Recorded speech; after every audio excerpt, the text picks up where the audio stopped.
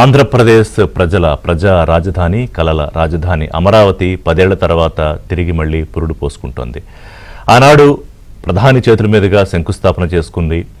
అనేక కార్యక్రమాలకు శ్రీకారం చుట్టి 4 ఏళ్లు వేగవంతంగా ఎన్నో నిర్మాణాలు జరిగాయి. ప్రాజెక్టుల డిజైన్లకు సంబంధించి సరే అంటే బ్రహ్మాండంగా ప్రపంచంలోనే ఉత్తమ రాజధానుల్లో ఒకటిగా ఉండాలని, ప్రపంచ అత్యుత్తమ నగరాల్లో ఒకటిగా ఉండాలని చంద్రబాబు నాయుడు ఆకాంక్ష. అంటే ఏం చేసినా కూడా గొప్పగా ఉండాలి, ప్రపంచం మాట్లాడుకోవాలి దాని గురించి అని ఆయన ఎప్పుడు తాపత్రయపడుతూ ఉంటాడు. దానికోసం బహుశా అక్కడెక్కడ డిజైన్ల విషయంలో కొంత ఆలస్యమైన జరగాల్సిన పనులు జరిగాయి. ఎందుకంటే అప్పుడు రాజధాని లేని రాష్ట్రంగా విడిపోయిన తర్వాత రెవెన్యూ లోటు, అంటే ఒకవైపు ఆ లోటును పూడ్చుకుంటూ ఉండాలి, రాష్ట్ర పరిపాలన చేయాలి, జీతాలు ఇవ్వాలి, అలాగే అమరావతి కళ సాకారం చేయాలి, అమరావతితో పాటుగా మిగిలిన రాష్ట్ర వ్యాప్తంగా ఉన్న అభివృద్ధి దృష్టిలో పెట్టుకోవాలి. దాని మీద కొంత ఆలస్యం అయితే ఉండొచ్చు. చాలామంది అప్పుడు అనేవాళ్ళు ఒక 70-80% పనులు అమరావతి పూర్తి చేసేస్తుంటే ఆ తర్వాత జగన్మోహన్ రెడ్డి ముఖ్యమంత్రిగా వచ్చినా టచ్ చేసేవాడు కాదు కదా అని. గతంలో మనం పురాణాల్లోకి వెళితే కనుక కంసుడు అందరికీ తెలుసు, పుట్టగానే ఆ బిడ్డను చంపేయాలని, అతనికి ఎందుకంటే ప్రాణగండం ఉందని చెప్తే పుట్టడంతోనే చంపేసే ఒక కార్యక్రమం, సొంత చెల్లెలి బిడ్డల్నే. కానీ కృష్ణుడు వచ్చాడు, తిరిగా కంసుడినే చంపేశాడు. అమరావతి విషయంలో సరిగ్గా జగన్మోహన్ రెడ్డి అదే చేశాడు. ఒక 4 ఏళ్ళు అయిన తర్వాత ముందు ఒప్పుకున్నాడు రాజధానిగా ఉండాలని, దానికి ఎన్ని వేల ఎకరాల భూములు కావాలని కూడా ఆయన అసెంబ్లీలో చెప్పాడు. అది ఇప్పటికీ రికార్డు ఉంటుంది ప్రజల ముందు, చెప్పలేదని చెప్పడానికి కుదరదు.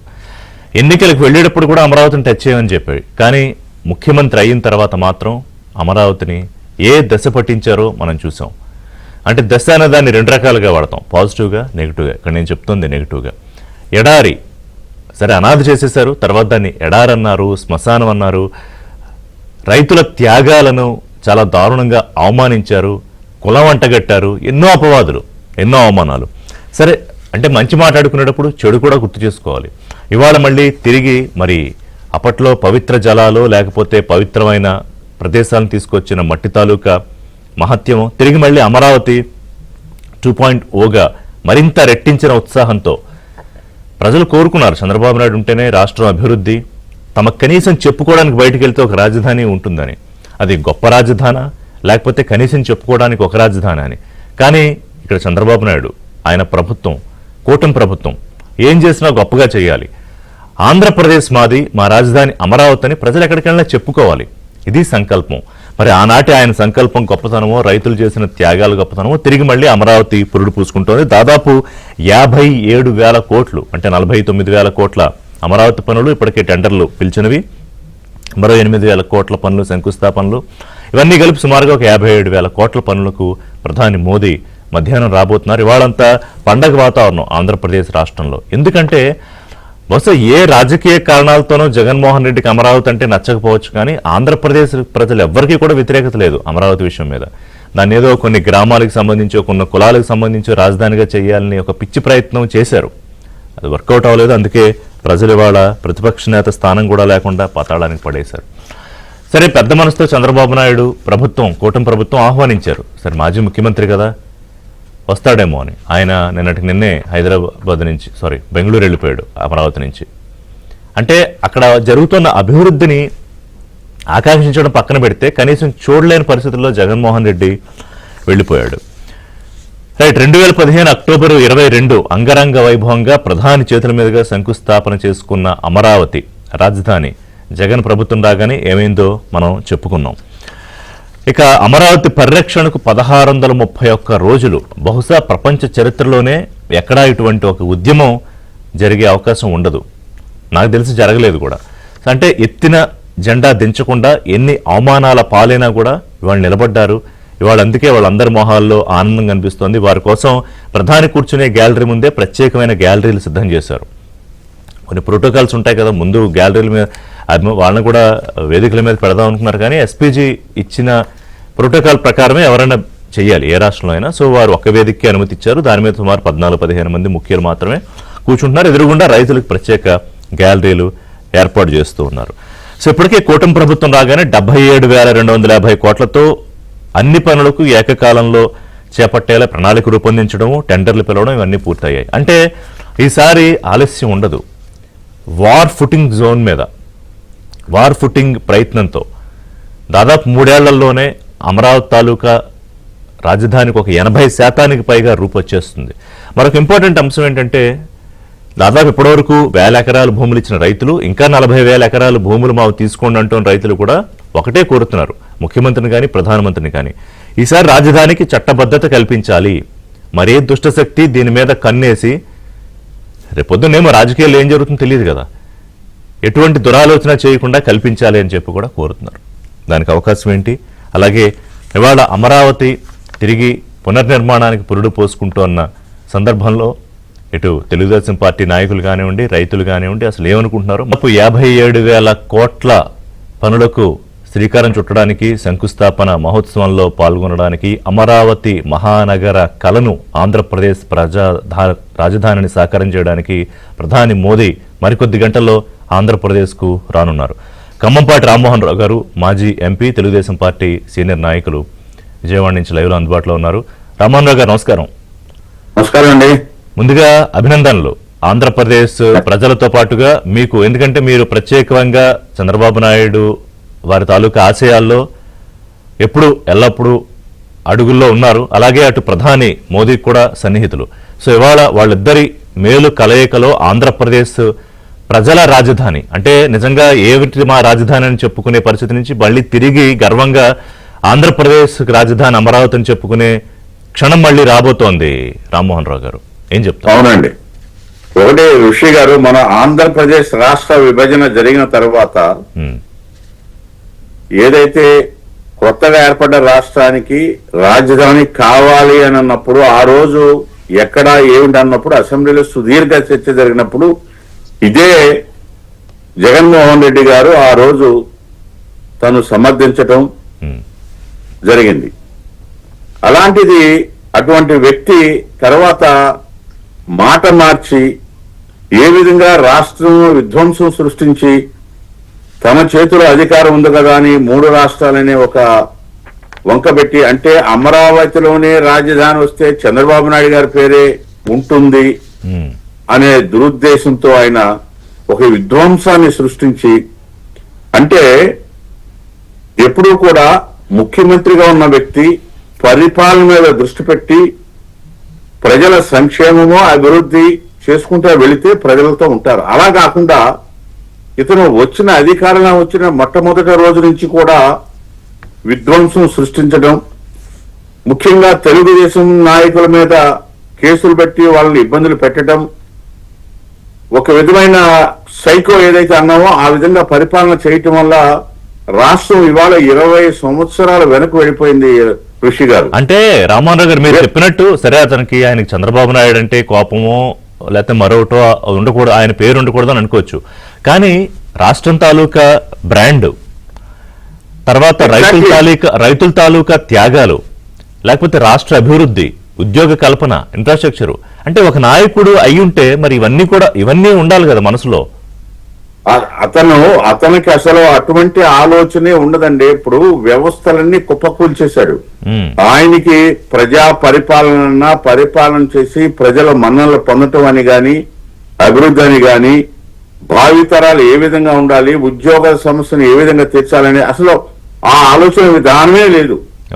కాబట్టే అందుకే చెప్పాను మీకు, అమరావతి అనేది 20 సంవత్సరాలు ఇక్కడికి వెళ్తే మీరు చూస్తే, ఇందాక మీరు చెప్పారు, అక్కడ రైతాంగం గాని చంద్రబాబు నాయుడు గారి మీద ఉన్న నమ్మకంతో ఒక పిలుపు మేరకు ఆ రోజు 34,000 ఎకరాల భూమి రాజధానికి ఇస్తే, అక్కడ ప్రజా రాజధాని నిర్మించుకోవాలని, ప్రపంచంలోనే గుర్తుండే విధంగా రాజధాని నిర్మించుకోవాలని మనం ప్రణాళిక వేసుకుంటే, ఆ మొత్తాన్ని ఆయన పక్కన పెట్టేసి ఇక్కడ రాజధాని అంటే చంద్రబాబు నాయుడు గారికి పేరు వస్తుందనే దురుద్దేశంతో ఆయన 3 రాజధానిని వంకపెట్టి రకరకాల విన్యాసాలు చేసి, ఏదైతే ఉందో కనీసము ప్రజలు ప్రతిపక్ష స్థానం కూడా అతనికి ఇవ్వలేదు అంటే ఆయన యొక్క పరిపాలన ఏ విధంగా ఉన్నది మనం అర్థం చేసుకోవచ్చు. అవును, అది సరే, ఆయన విధ్వంసం చేశారు కాబట్టి ప్రజలు తీర్పు ఆ విధంగా ఇచ్చారు. ఈవేళ ప్రజలందరూ కూడా ఎదురు చూస్తూ ఉన్నారు, మళ్ళీ ఎప్పుడు చూద్దాము ఈ రాజధాని అంటే ఈ యొక్క రాజధాని మీద వచ్చిన ఆదాయంతో రాష్ట్రం అంతా కూడా అభివృద్ధి జరగాల. ఉమ్, రాష్ట్రం పునర్నిర్మాణానికి ఈవేళ ప్రధానమంత్రి నరేంద్ర మోడీ గారి యొక్క ఎన్డీఏ ప్రభుత్వం ఎంత ఉత్సాహంగా వాళ్ళు చూస్తూ ఉన్నారంటే, మీరు రైతాంగం అందరూ కూడా జిల్లాలందరి నుంచి కూడా ఎదురు చూస్తూ ఉన్నారు. ఈ యొక్క శుభకార్యం ఎప్పుడు ఉంది, త్వరగా రావాలి, వచ్చి ప్రధానమంత్రి గారు ఇచ్చిన సందేశాన్ని, రాష్ట్ర ముఖ్యమంత్రి గారు ఇచ్చిన సందేశాన్ని విని సంతోషపడాలనే ఉద్దేశంతో కూడా జిల్లాల నుంచి కూడా మాకు ఫోన్లు చేస్తా ఉన్నారు. ఓకే. ఈ యొక్క నిర్మాణం ముఖ్యంగా భవితకు పునాది ఋషి గారు. ఎందుకంటున్నానంటే రాజధాని అని అంటే రాజధానిలో వచ్చే ఆదాయంతోనే అన్ని జిల్లాలు 175 నియోజకవర్గాలు కూడా సమగ్రంగా అభివృద్ధికి దోహదపడటానికి, ఈ యొక్క ఆదాయ వనరులు కూడా సమకూర్చుంటాకి ఈ యొక్క మరి రాజధాని నిర్మాణం జరగబోతున్నది. చాలా మంది అవగాహన లేకుండా దుష్ప్రచారం చేస్తా ఉన్నారు. ప్రపంచంలోనే ఇటువంటి రాజధాని ఇంకా చూడలేరు. ఎందుకంటే సోలార్ ఎనర్జీతో ఇప్పటిదాకా ప్రపంచంలోనే కూడా ఏ క్యాపిటల్ లేదు. ఓకే. అలాంటిది సోలార్ ఎనర్జీతో 2700 మెగావాట్లు సోలార్ ఎనర్జీ అక్కడ ఉపయోగించాలని దానికి ప్రణాళిక ప్రకారం కూడా రాబోతున్నది. అంటే పొల్యూషన్ ఫ్రీ కాబోతున్న రాజధాని. మనం చూస్తున్నాం ఈవేళ ఢిల్లీ కానీ మిగతా నగరాలు ఏ విధంగా ప్రజలు ఇబ్బందులు పడుతున్నారు. అవును. అంటే విజన్ ఉన్న నాయకుడు ఆలోచన విధానం ఏ విధంగా ఉంటుందని ఎగ్జాంపుల్ చెప్పడానికి, రాజధాని ఏ విధంగా ఉండబోతుందని చెప్పడానికి ఆ ఉదాహరణకి మీకు చెప్తూ ఉన్నా. ఈవేళ ఈ ఎన్డీఏ ప్రభుత్వంలో కేంద్ర ప్రభుత్వ సహకారం తీసుకుని మన రాష్ట్రాన్ని, మన పోలవరం ప్రాజెక్ట్ ని, అదేవిధంగా అన్ని జిల్లాలు సమగ్రంగా అభివృద్ధి చేయడానికి ఒక ప్రణాళిక ప్రకారం వెళుతూ ఉన్నాం. ఈ యొక్క రాజధాని ముఖ్యంగా ఇందాక మీరు చెప్పారు 34,000 ఎకరాలు స్వచ్ఛందంగా రైతాంగం ఇస్తే ఇక్కడ ప్రభుత్వ డబ్బులు ఎక్కడా ఖర్చు పెట్టట్లేదండి. ఇక్కడ పెట్టే ప్రతి రూపాయి కూడా ఆ రాజధానిలో ఎక్కడైతే ఉన్నదో భూములు, ఆ భూముల ద్వారా మనం చేసే అభివృద్ధి, ఇన్స్టిట్యూషన్స్, ఇండస్ట్రీస్, తద్వారా వచ్చే ఆదాయంతోనే మళ్ళీ రాష్ట్ర అభివృద్ధికి దోహదపడుతుంది. అదే ఇప్పుడు రాజధాని అమరావతి తనను తానే నిర్మించుకుంటుంది. ఆ రకంగా అందుకే ప్రజా రాజధాని అనే మా నాయకుడు చెప్పారు. ఓకే. సో ప్రజలే నిర్మించుకునే రాజధానికి అది ఉండబోతుంది. అది కూడా ఏ విధంగా ఉండబోతుందంటే భావితరాలకి బంగారు బాట. నిరుద్యోగ సమస్య గాని అదే గనక పోయిన ప్రభుత్వం ఇప్పుడు ఒకసారి రామారావు గారు మీరు అన్నారు కాబట్టి ఇందాక కూడా అన్నారు భవితకు పునాదని. మనం చంద్రబాబు నాయుడు విజన్ గురించి ఒక్కసారి ఇందాక ఒక రిపోర్ట్ చదువుతున్నాను నేను. 2035 నాటికి హైదరాబాద్ జీడిపి $201.4 బిలియన్ చేరుతుందని అంచనా. అంటే ఇందులో చంద్రబాబు నాయుడు పాత్ర ఇప్పుడున్న పాలకులు, గత పాలకులు అందరూ ఒప్పుకున్నారు. సో సరిగ్గా ఇలాంటి మహానగరాన్ని ఆంధ్రప్రదేశ్కి ఇవ్వాలనేది చంద్రబాబు నాయుడు ఆకాంక్ష. అంతేనా? అంతే, ఎగ్జాక్ట్లీ అదే. ఆ రోజు కూడా విజన్ 2027 అంటే రకరకాలుగా కామెంట్ చేశారు, నవ్వారు, పెద్ద మేధావులాగా మాట్లాడుకున్నారు. ఇవాళ ఏమైంది? అదే రియాలిటీ అయింది కదా. ఇవాళ హైదరాబాద్ నగరంలో, మహానగరంలో, అదేవిధంగా సైబరాబాద్ నిర్మించుకున్న ఆ రోజు ఇంటర్నేషనల్ ఎయిర్పోర్ట్ ఎందుకు ఇంత ల్యాండ్ ఎందుకు అని కూడా విమర్శించిన వాళ్ళు ఉన్నారు. రింగ్ రోడ్ ఎందుకు ఇంత ప్రజాధనం దుర్వినియోగం చేస్తున్నారు, డబ్బంతా హైదరాబాద్ లో పెడుతున్నారని చెప్పారు. కానీ తెలంగాణలో కూడా ఇవాళ మిగతా జిల్లాల అభివృద్ధి, వరంగల్ జరిగినా, కరీంనగర్ జరిగినా, ఆదిలాబాద్ జరిగినా, హైదరాబాద్ లో వచ్చే ఆదాయంతోనే అక్కడ రోడ్లు వేసినా గానీ, గ్రామీణ ప్రాంతాల్లో మనం అభివృద్ధి చేసుకున్నా గానీ. కాబట్టి అంటే ఆదాయానికి సృష్టించాలి అంటే ఆ మార్గాలు కూడా అవసరం. కాబట్టి అది విజన్ నాయకులు ఇచ్చే ఆలోచన. కాబట్టి దాన్ని అమలు పరిస్తేనే అభివృద్ధి అనేది ముందుకు వెళ్తుంది అనేది ఇవాళ నరేంద్ర మోడీ గారు, చంద్రబాబు నాయుడు జోడీతోనే ఈ యొక్క కేంద్ర ప్రభుత్వం సహకారం తీసుకుని ఎన్డీఏ ప్రభుత్వం ద్వారా మన రాష్ట్రాన్ని అభివృద్ధి చేయాలనే ఒక సంకల్పంతో, దృఢ సంకల్పం. ఇవాళ మీరు అమరావతి చూస్తే పండుగ వాతావరణం కనపడతా ఉంది. ఎందుకు ఉందంటే ఎటు చూసినా రోడ్లు, ఎక్కడ చూసినా గానీ ఇందాక మీరు చెప్పారు దాదాపు 48,000 కోట్ల రూపాయలు ఆల్రెడీ ప్రభుత్వం శాంక్షన్ చేసి వర్క్స్ ఇచ్చేయడం జరిగింది. ఎటు చూసినా రోడ్లు కన్స్ట్రక్షన్ జరుగుతూ ఉంది. అదే విధంగా ఎక్కడ చూసినా గానీ ఆ ఒక వాతావరణం. ఈవేళ మీకు చూస్తే పొలాలే కదా, ఇక్కడ ఏముంది రాజధాని, సెక్రటరీటే కదా, చాలా మంది కామెంట్ చేస్తున్నారు, రకరకాలుగా చెప్తూ ఉన్నారు. వీళ్ళందరూ కూడా అవగాహన లేకుండా లేదా దురాలోచనతో మాట్లాడుతున్నారని మనం భావించాల్సిన అవసరం బహుశా ఉంది. నేను అనుకుంటా రామ్మోహన్ రావు గారు, ఎందుకు అంత ఆనందం అంత ఉత్సాహం అంటే ఇది ఎవరికి వాళ్ళు తమ సొంతింటి కార్యక్రమం లాగా, లేదా తమ Exactly. బిడ్డ ఎప్పుడో తప్పిపోయో లేకపోతే ఎక్కడికో వెళ్ళిపోయి విదేశాలకు వెళ్తే మళ్ళీ తిరిగి వచ్చినప్పుడు ఒక ఆనందం పొందుతారు చూసారా, అలాగే Yes. లేకపోతే ఇంకెప్పుడు కనపడరు అనుకున్న మనుషులు కనపడితే ఉన్న ఆనందం. అంటే అమరావతి విషయంలో 5 ఏళ్లలో ఆంధ్రప్రదేశ్ ప్రజలు అగమ్య గోచరం అయోమయంలో పడిపోయారు. వాళ్ళ కళ్ళల్లో వాళ్ళకి ఏ విధంగా ఉండబోతుందని ఊహించుకోగలుగుతున్నారండి వాళ్ళ. ఎందుకంటే Exactly. వాళ్ళ కళ్ళారా చంద్రబాబు నాయుడు గారు ఇదివరకు ముఖ్యమంత్రిగా ఉన్నప్పుడు కంబైన్డ్ ఆంధ్రప్రదేశ్ లో, హైదరాబాద్ లో ఏ విధంగా అభివృద్ధి చేశారో వాళ్ళు చూశారు. విజన్ ఉన్న నాయకుడు అనేది వాళ్ళు నమ్ముతున్నారు కాబట్టి అంత మొన్న ఇచ్చిన ప్రజా తీర్పు కూడా ఆ విధంగా ఇచ్చారు. అంతే అంతే. కాబట్టి దానికి సహకారం కేంద్రం ఉంది. నరేంద్ర మోడీ గారు కూడా మనసా వాచ రాష్ట్రాన్ని గాడిలో పెట్టడానికి దోహదపడతానని వారు కూడా కోరుకున్నారు. ఎన్డీఏ వాళ్ళ భాగస్వాములు ఉన్నాం. అవును. కాబట్టి ఇది చాలా స్పీడ్ గా మన రాష్ట్రాభివృద్ధికి దోహదపడుతుంది కేంద్రం అనేది నమ్ముతున్నాం. ఒక పక్క పోలవరం కావచ్చు, ఒక పక్క రాజధాని. ఇదే కాకుండా స్పష్టంగా చెప్తున్నారు ఋషి గారు, ఈ శుభ సందర్భంగా ఈ పండుగ వాతావరణంలో రాజధాని నిర్మాణమే కాకుండా 175 నియోజకవర్గాలకు కూడా సమగ్రంగా ఒక ప్రణాళిక వేసుకుని ముఖ్యమంత్రి గారు ఆ ప్రణాళిక ప్రకారము వెళ్ళబోతూ ఉన్నారు. అంటే అదే ఏ జిల్లాల్లో ఏ ప్లాన్స్ తెస్తే అక్కడ అభివృద్ధి బాగుంటుంది, అలా ఇవన్నీ ప్లాన్ చేస్తున్నారు. అంటే ఇప్పుడు సపోజ్ ఉత్తరాంధ్ర రీజియన్ లో ఏం చేయాలి, రాయలసీమ రీజియన్ లో ఏం చేయాలి, ఇటు గోదావరి జిల్లాల రీజియన్ లో ఏం చేయాలి. మీరు విశాఖపట్నం మీరు చూసారు ఫైనాన్షియల్ డిస్ట్రిక్ట్ గా, అదే విధంగా టీసీఎస్ ఏ విధంగా ఇన్వెస్ట్ చేయబోతుంది, మిగతా వాళ్ళు ఐటీ హబ్ గా కాబోతుంది. గూగుల్ కూడా రాబోతుంది త్వరలో అని విన్నా. గూగుల్ వస్తోంది. అదే విధంగా పారిపోయిన మొన్నటిదాకా గత ప్రభుత్వం తరిమేసిన పారిశ్రామికవేత్తలందరూ కూడా మళ్ళీ ఇన్వెస్ట్ చేయడానికి ముందుకు వస్తూ ఉన్నారు.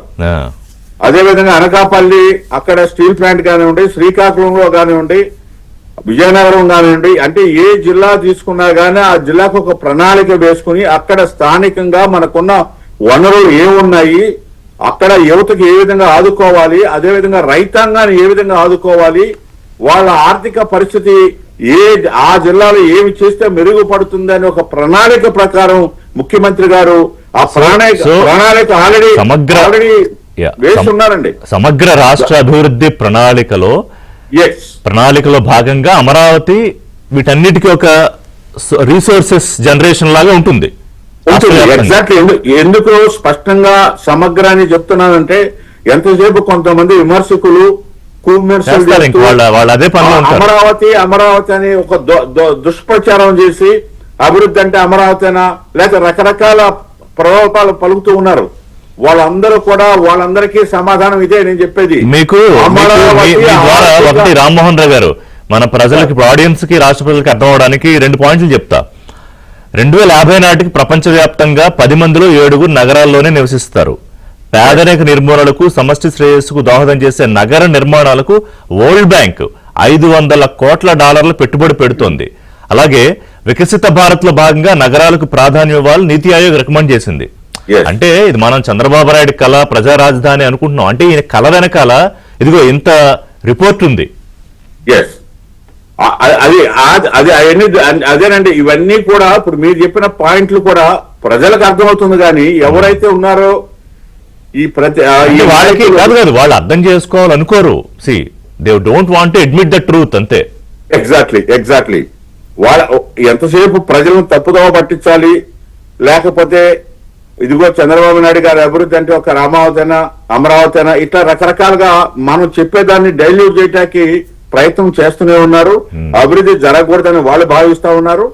మేము అసలు అభివృద్ధి అంటేనే బ్రాండ్ అంబాసిడర్ చంద్రబాబు నాయుడు గారు, దేశం మొత్తం నరేంద్ర మోడీ గారు అన్న సంగతి దేశ ప్రజలకి ప్రపంచం అంతా తెలుసు. ఇప్పుడు ఇంకో విషయం చెప్పండి మీరు. మాత్రం వాళ్ళకి మాత్రం వాళ్ళు అవగాహన ఉండదు. వాళ్ళు దాన్ని అంటే ఒకటి రామ్మోహన్ రావు గారు, బిఫోర్ యూ గో ఒకటైతే చెప్పండి. ఒక భరోసా, ఇప్పుడు సరే చంద్రబాబు నాయుడు అంటే అభివృద్ధికి బాసట ఒక భరోసా. కానీ అమరావతి విషయంలో గతంలో జరిగిన పొరపాటు మళ్ళీ జరగకూడదు. ఎందుకంటే ఇదేమో ఆయన ఇంటి కళ కాదు, రాష్ట్ర ప్రజల కళ, రాజధాని కళ. కానీ ఇప్పుడు భయం ఏంటంటే చాలా మంది ఏమంటున్నారంటే, మనం రిపోర్టర్స్ అక్కడ పంపించిన బైట్స్ లో వింటుంటే భూములు ఇచ్చిన రైతులు, రేపు ఇవ్వబోతున్న రైతులు కూడా ఏమో రేపు ఏం జరుగుతుందో మాకు చట్టబద్ధత కల్పించండి, ప్రధాని వస్తున్నారు, ఇక దీన్ని ఎవరో కూడా రేపు పొద్దున్న ఎలాంటి దురాలోచన చేయకుండా ఉండాలంటే, టచ్ చేయకుండా ఉండాలంటే ఏం చేయాలి? Exactly sir. ఇన్వెస్టర్స్ మన రైతులకే కాదు, ఇన్వెస్టర్స్ కూడా ఒక మెసేజ్ ఇవాళ ప్రధానమంత్రి గారు ముఖ్యమంత్రి గారు కూడా ఇవ్వబోతున్నారు. చట్టబద్ధత తీసుకొస్తున్నారు. గజెట్ లో కూడా, భారతదేశం గజెట్ లో కూడా ఆంధ్రప్రదేశ్ రాజధాని అమరావతి అనే కూడా అది రావటం జరిగింది. రేపు దాన్ని కూడా చట్టబద్ధత ఏం చేయాలి అది కూడా చేస్తూ ఉన్నారు. ఇవాళ ప్రధానమంత్రి నోటి గుండా కూడా వారు చెప్పనున్నారు. అదే విధంగా నిన్న మా ముఖ్యమంత్రి గారు కూడా చెప్పారు, ఏదైతే అమరావతి ఉందో ఈ అమరావతి అనేది ఇక్కడి నుంచి, అంటే మీరు చూస్తే అసలు మీరు మార్చడానికి అక్కడ ప్రజలే కాదండి, ఎక్కడ జిల్లా ప్రజలు కూడా ఒప్పుకోరు అసలు. ఆ విధంగా రేపు జరగబోతూ ఉన్నది. ఆ విధంగా అభివృద్ధి చేయబోతున్నాం. ఆ విధంగా ఎడ్యుకేషనల్ ఇన్స్టిట్యూషన్స్ కానివ్వండి, మెడికల్ ఫెసిలిటీసే కానివ్వండి, ఆదాయాన్ని ఏ విధంగా ఇక్కడ రాబోతున్నది అనేది కంటితో వాళ్ళు చూసిన తర్వాత వాళ్ళు శ్రీకాకుళం ప్రజలన్నా కానీ, చిత్తూరు ప్రజలన్నా కానీ, లేదా కర్నూలు నుంచి అన్నా కానీ, కడప నుంచే కానీ, లేదు మాకు రాజధాని అక్కడే ఉండాలి, మా ఆదాయాన్ని మీరు గండి కొట్టొద్దనే నినాదంతో ప్రతి ఒక్కరు కూడా మాట్లాడే విధంగా ఒక్కసారి ఆ స్థాయికి వెళ్ళిపోయాక ఇంకెవరు ధైర్యం కూడా చేయలేరు. ఇంకా ఊరుకునే పరిస్థితి ఉండదు. సార్ మూడు సంవత్సరాలు సార్, 3 సంవత్సరాలు ఇప్పుడు ఏదైతే ప్రణాళిక ప్రకారం వెళుతున్నామో 3 సంవత్సరాలకి ఒక షేప్ రాజధాని వచ్చేయాలని ముఖ్యమంత్రి గారు రేయింబాళ్ళు. సార్ ఇవాళ మీరు చూస్తే నిజంగా గత ప్రభుత్వం గనక ఆ విధ్వంసం సృష్టించకపోతే, నిన్నే మేడే జరుపుకున్నాం, దాదాపు పోలవరం గాని అమరావతిలో గాని 1,50,000 కార్మికులు పనిచేస్తూ కనపడేది వాళ్ళ కంటికి.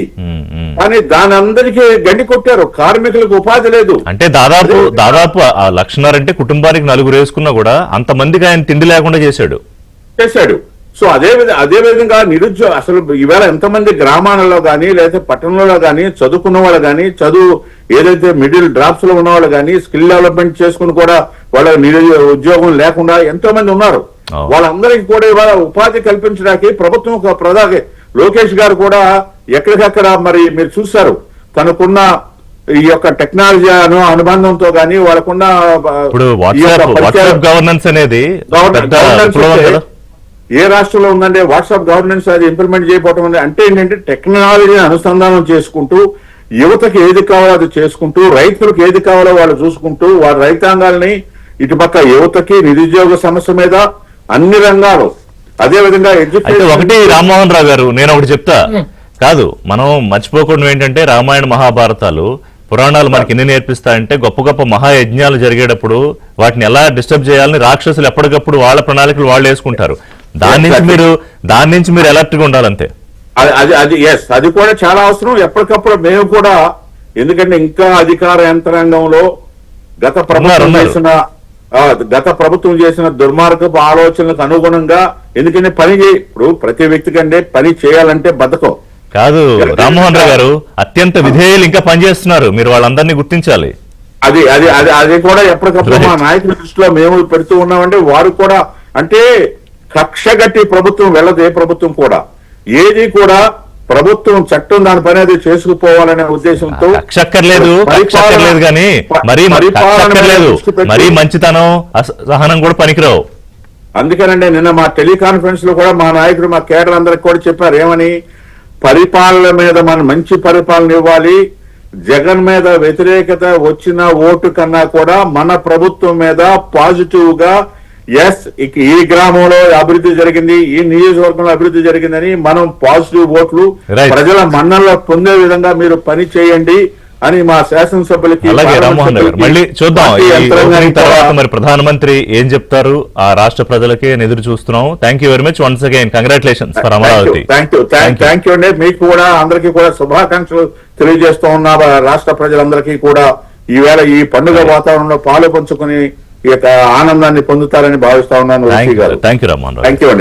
బ్రేక్ తీసుకుందాం. బ్రేక్ తర్వాత సో ఆంధ్రప్రదేశ్ కళల రాజధాని ఏ రకంగా రూపుదిద్దుకుంటోందో మాట్లాడదాం. మనతో పాటు అప్పసాని రాజేష్ స్టూడియోలో జాయిన్ అవుతున్నారు. అలాగే అలుపెరగని ఉద్యమం చేసిన రైతు మహిళా ఉద్యమ నేత, అంటే రాజధాని అంటే అది ఒక ఎమోషన్ అని వాళ్ళందరూ ఎత్తిన జెండా దించలేదు.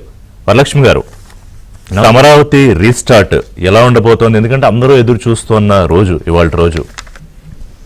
ముందుగా ప్యానెల్లో ఉన్న వరలక్ష్మి గారికి అలాగే ఏబిఎన్ వీక్షకులందరికీ కూడా శుభోదయం. రిషి గారు, నేను 2015 అక్టోబర్ 22 విజయదశమి నాడు జరిగిన అమరావతి శంకుస్థాపన కార్యక్రమంలో ప్రత్యక్షంగా పాల్గొన్నా. ఓకే. అప్పటికి మా విలేజ్కి నా వైఫ్ ఎంపీటీసీ మెంబర్గా ఉంది. మాకు ప్రత్యేక ఆహ్వానం ఉంది. ఆ ఆహ్వానం మేరకు నేను కూడా చాలా అంటే రేపు మార్నింగ్ మనం అమరావతి మన రాజధాని శంకుస్థాపన కార్యక్రమంలో పాల్గొబోతున్నాం అనేది ఆ యాంగ్జైటీతో నాకు ఆ నైట్ నిద్ర కూడా సరిగ్గా పట్ల. ఎర్లీ మార్నింగ్ నేను నా వైఫ్ బైక్ మీద మా ఊరు నుంచి అక్కడికి వెళ్ళిపోయాం. వివిఐపి పాస్ నాకు ప్రధానమంత్రి గారి డయాస్కి చాలా క్లోజ్ యాక్సెస్లోనే కూర్చోవటం జరిగింది. ఆ రోజు ఒక పండగ వాతావరణంలో జరిగిన ఆ కార్యక్రమాన్ని ప్రత్యక్షంగా చూశాను నేను. ఆ తర్వాత 2019 డిసెంబర్ మొత్తం ఊహించుకుని ఉంటారు అక్కడ అంతా ఏదైతే ఆ రోజు రాబోయే రోజుల్లో ఇక్కడ ఇది నిర్మాణం జరగబోతుంది, అక్కడ అది నిర్మాణం జరగబోతుంది అని చెప్పని అక్కడ కలిసిన ప్రతి ఒక్కళ్ళు కూడా ఒక ఉద్విగ్నతతోటి మాట్లాడుకుంటా ఉన్నారు. ఆనాటి నుంచి జరిగిన పరిస్థితులు పరిణామాలన్నీ మన కళ్ళ ముందే ఉన్నాయి. 2019 మే 30 జగన్మోహన్ రెడ్డి గారు రాష్ట్ర ముఖ్యమంత్రిగా ప్రమాణ స్వీకారం చేసిన నాటి నుంచి వాస్తవంగా ఆయన 2017లోనే తుళ్ళూరులో ఒక సభ పెట్టి 3 సంవత్సరాల కాలం గడిచిపోయింది. చంద్రబాబు నాయుడు గారు ఇంకా రాజధాని నిర్మాణం చేయలేదు. రేపటి రోజున మన ప్రభుత్వం వస్తుంది, ఇదే ప్రాంతంలో మనం అద్భుతమైన రాజధాని నిర్మాణం చేస్తాము అని చెప్పని తుళ్ళూరులో వాగ్దానం చేశాడు. అదే సందర్భంలో అక్కడ భూమి లేని పేదలకి అంటే సామాజిక పెన్షన్లు, భూమి ఉన్న రైతులు పూలింగ్లో ఇచ్చిన వాళ్ళకి వార్షిక కౌలు చెల్లిస్తూ ఉన్నారు.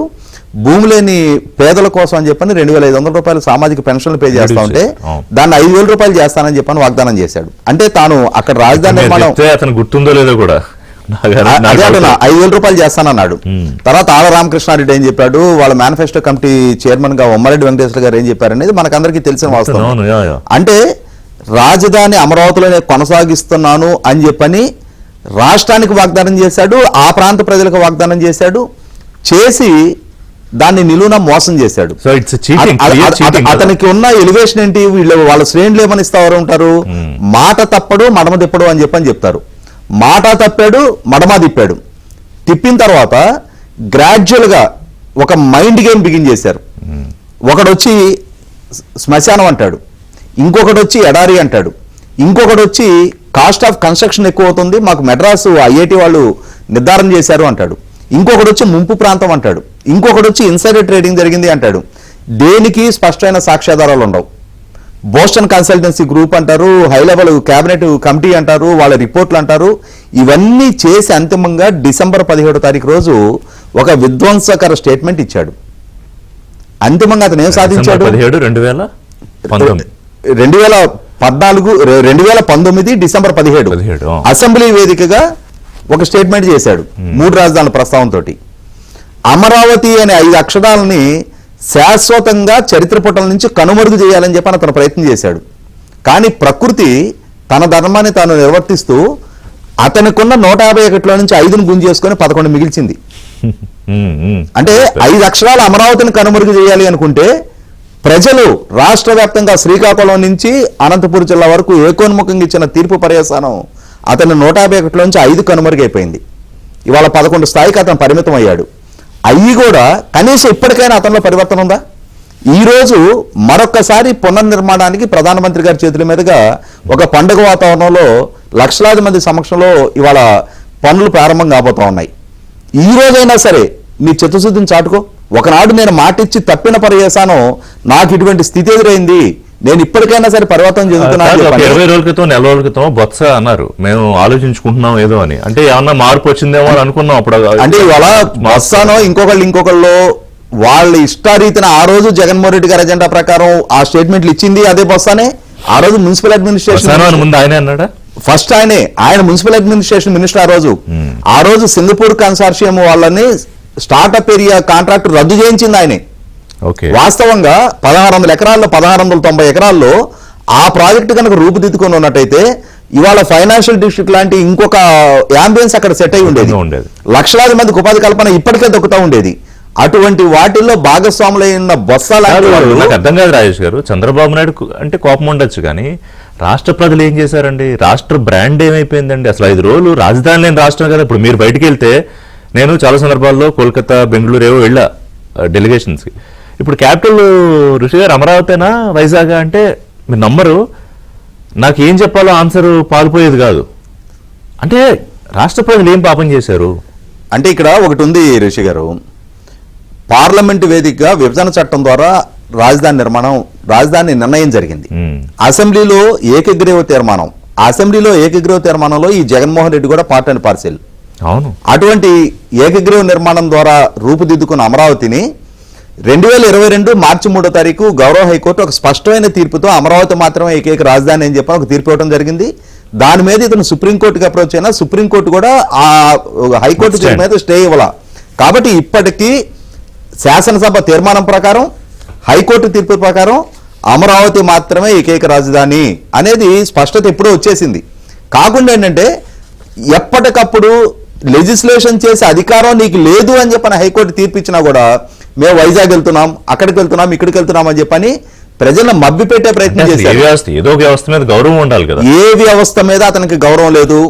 అతనికి తన జేబులోకి ఏ రకంగా డబ్బులు వస్తాయనే అనే ఆకాంక్ష తప్ప తన కేసుల విచారణకి ప్రతిబంధకం కలిగే విధంగా తనకు అధికారం దక్కితే చాలు, కేసుల విచారణ వేగవంతం కాకుండా చాలు అనే అధికారం కాదు కదా రాజేష్ గారు. 5 ఏళ్ళ తర్వాత ఎన్నికలకి వెళ్ళాలి కదా, మరి ఆ స్పృహైనా ఉండాలి. అంటే అతని పర్సెప్షన్ ఏంటి అంటే, అతను గతంలోనే వాళ్ళ ఎమ్మెల్యేలతో జరిగిన వర్క్షాప్ లో మెన్షన్ చేశాడు కదా, చంద్రబాబు నాయుడు గారికి వయసు రీత్యా ఆయన ఇంకా రాజకీయాల నుంచి రిటైర్ అవుతారు, రామోజీరావు గారు ఆయన వయసు రీత్యా, ఆయన ఆరోగ్య పరిస్థితి రీత్యా 2029 తర్వాత ఆయన క్రియాశీలకంగా ఉండరు. అంటే ఏంటంటే ఇక రాబోయే రోజుల్లో నేనే ఈ రాష్ట్రానికి శాశ్వత ముఖ్యమంత్రిని, ఆ పార్టీకి ఎలా అయితే శాశ్వత అధ్యక్షుడిగా ప్రకటించుకున్నాడో ఈ రాష్ట్రానికి నేనే శాశ్వత ముఖ్యమంత్రి, రష్యా పుతిన్ లాగా, చైనా నిర్మోహటంగా రాజ్యాంగం అటువంటి అవకాశం కల్పించున్నట్టయితే అతను రాష్ట్రానికి ముఖ్యమంత్రి కాబట్టి సరిపోయింది. కానీ అదే దేశానికి కనుక ప్రధానమంత్రి అయ్యి ఉన్నట్టయితే డెఫినెట్ గా కాన్స్టిట్యూషన్ కూడా అమెండ్ చేసేవాడే, శాశ్వతంగా నేనే ముఖ్యమంత్రినో ప్రకటించుకొని ఉండేవాడే. ఏదేమైనా సరే ఇవాళ లక్షలాది మంది ప్రజల సమక్షంలో మరొకసారి అమరావతి పనులు పునఃప్రారంభం కావటం అనేది 5 కోట్ల మంది ప్రజల భవిష్యత్తుతో ముడిపడి ఉన్నది. దాన్ని 29 గ్రామాలకు సంబంధించిన అంశంగా చిత్రీకరించాలని చెప్పని ప్రయత్నం చేసినా ఇవాళ అది 5 కోట్ల మంది ప్రజల భవిష్యత్తుతో ముడిపడి ఉన్న అంశం అనేది ప్రజలు కూడా రియలైజ్ అయ్యారు. కాబట్టి మొన్నటి ఎన్నికల్లో ఆ విధంగా ఏకోన్ముఖ తీర్పు అవడం జరిగింది. అమరావతి రాజధానిని ఎంత డౌన్ సైజ్ చేయాలని ప్రయత్నం చేశారంటే, ఇందాక రాజేష్ గారు చెప్పినట్టు ఎక్కడ ప్రపంచంలో బహుశా ఎంత చోట పెద్ద కులాలు ఉండవు, కానీ ఎక్కడైనా ఒకవేళ ఉన్నా కూడా కులానికి ఒక ప్రాంతాన్ని ఒక రాజధాని పరిమితం చేయాలనే ఒక కుతంత్రపు ఆలోచన, మరి అది ఎవరిచ్చారో. థ్యాంక్స్ ఫర్ యువర్ పేషెన్స్ వెయిట్ చేసినందుకు. అమ్మా చెప్పండి ఒకసారి, అంటే ఇవాళ మళ్ళీ తిరిగి పునఃప్రారంభం, తిరిగి పురుడు పోసుకుంటోంది, మనకు అందరికీ అర్థమయ్యే భాషలో మాట్లాడుకోవాలంటే. ఆ రోజున మీరందరూ సరే పిల్లల భవిష్యత్తు కోసం, ఆంధ్రప్రదేశ్ ప్రజల కళ కోసం భూములు త్యాగం చేశారు. ఆ త్యాగాలను అవమానించారు, మీ ఉద్యమాలను అవమానించారు, మిమ్మల్ని అవమానించారు. ఇవాళ ఏమనిపిస్తోందమ్మా అవి తలుచుకుంటే? మళ్ళీ ఇవాళ తిరిగి రాజధాని అమరావతిగా ప్రధానమంత్రి చేతుల మీదుగా పునర్నిర్మాణానికి నోచుకుంటాం. మాకైతే చాలా సంతోషంగా ఉందండి ఈ రోజు అయితే. ఋషి గారు, మీ అందరికి నమస్కారం అండి. నమస్కారం. ఈ రోజు అయితే 2015 తలపిస్తుందండి. వాళ్ళైతే మాకు అంత పండగ వాతావరణం ఉంది. అప్పట్లో అనుకునే వాళ్ళం ఒక పల్లెటూరు ప్రధానమంత్రి వస్తున్నాడు రాజధాని అన్నారని. నిజానికి మాకు అప్పుడు అసలు ఏమీ తెలియదండి. రాజధాని వస్తుంది అంతే సంతోషం. హైదరాబాద్ లాంటి నగరం మనకి కూడా వస్తుంది, అంతవరకే మాకు ఏం తెలీదు. అవును. అయితే అప్పుడు ప్రధానమంత్రి గారు వచ్చినప్పుడు మేము కూడా అప్పుడు మాకు పాసులు ఇచ్చారు, ఇంటింటికి తిరిగి భూములు ఇచ్చిన రైతులకి బట్టలు పెట్టారు. చాలా సంతోషంగా అసలు చుట్టాలను కూడా పిలిచామండి, అందరు రండి అని చెప్పి. అంత పండగ వాతావరణం మళ్ళీ ఈ రోజు మాకు అదే వాతావరణం అండి. ఇవాళ కూడా మేము ఇంటింటికి తిరిగి బొట్లు పెట్టాము. మాది ఈ పండగని అధికారులు కార్డులు ఇస్తున్నారు, అందరూ ఇచ్చొస్తారులే అంటే, కాదు అధికారులు ఇస్తే ఏదో నామక ఇచ్చినట్టు ఉంటది, మనం వెళ్దాం మన పండగ.